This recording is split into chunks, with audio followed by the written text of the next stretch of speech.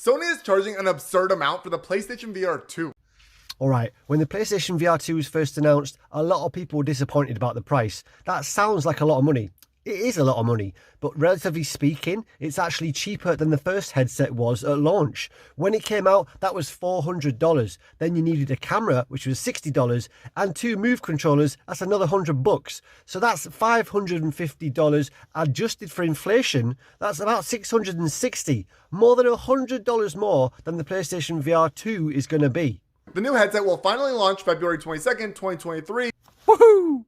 But will retail for $550, more than the cost of a PS5, which you need to be able to use this.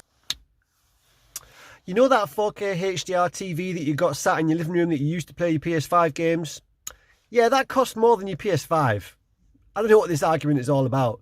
The tech costs what it costs. Sony is not going to try and shoot themselves in the foot by selling it way over the price that they can sell it for. They want this headset to get into homes because they make most of their money off of software sales. So they're not going to be charging people like astronomically more than it costs them to manufacture it. I would be surprised if they're making much off of each headset.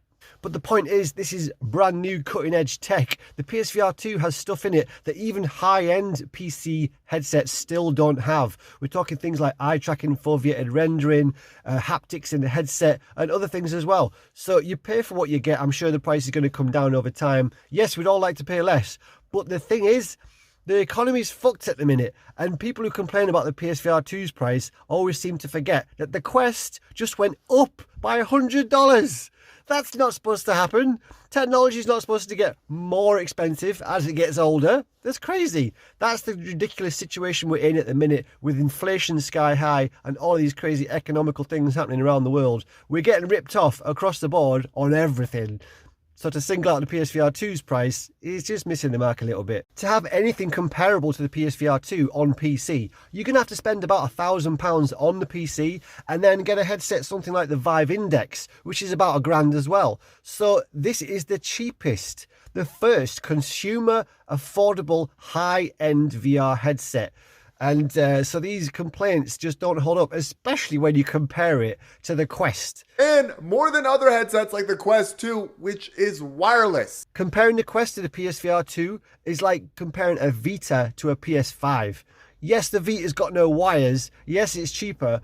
But which one is the most advanced? Which one plays the high-end games? Overall, the first PSVR was not supported very well. Yeah, if not supported well means the best catalogue of games of any VR headset in existence.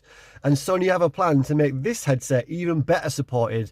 They have a term called hybrid games. They're going to make it very easy for themselves and other developers to create VR modes for their mainstream AAA titles. The PS5 was built with VR in mind, and the tech in the VR2 headset is going to make it easy to transfer those games into VR like never before. We got a few big titles on PSVR 1 and a hell of a lot of amazingly fun indies, and a lot of them were exclusives. The PSVR has been supported far more than the Quest in terms of software. Now, Meta has bought up a load of studios and they might be coming out with some cool games in the future, but up to now, you cannot beat the game library on the PSVR 1, and Sony's going to pull out all the stops to repeat that and build on it for the new headset. And I don't foresee this being any different. Then your crystal ball's broken, my friend. Have you not heard about Gran Turismo 7, Resident Evil 8, Resident Evil 4 Remake, and Horizon Call of the Mountain? 4 absolute AAA games already announced for the new headset, and we ain't stopping yet. Hold on to your butts. So that's it, guys. We'd all like to pay less, but the economy is what it is at the minute, and this is cutting edge tech. Let's just see if it's worth it once we've got it in our hands.